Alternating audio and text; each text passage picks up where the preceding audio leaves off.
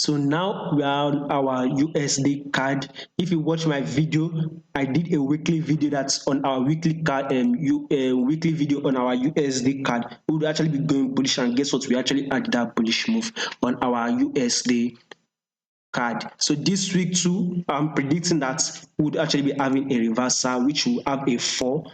So this is our key area that I've just marked. As you can see, our level here where price came back, we saw this, pullback here. We also saw something like, pullback here, something that giving us sounds as somehow like how do I a support area. So definitely now we've actually have a breakout out of this key level here. We are going to be seeing a reversal movement to test this our area here before you actually go bullish again this week on our USD CAD, whereby hitting this our area. This is exactly what I'm predicting our price can actually hit this week. That is on our daily time frame. So we would want to be having a reversal, like a drop, a retracement, then continue bullish move. Actually, we are actually still going to be going bullish this week on our USD CAD. So we're actually going to be having a retracement, then a bullish move.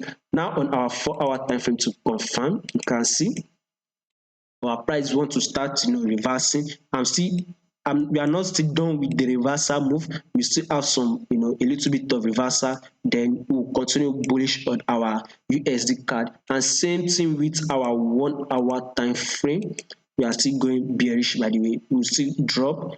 First of all, see a retracement here, come down, probably break. We'll see something like a move like this, a break of structure downward on our 1-hour time frame move. On our 1-hour time frame, break of structure downward, then before you can actually now hit this our level here, and you'll see that bullish move upward on our USD CAD for this week. So thank you very much. Don't forget to like, share, and subscribe.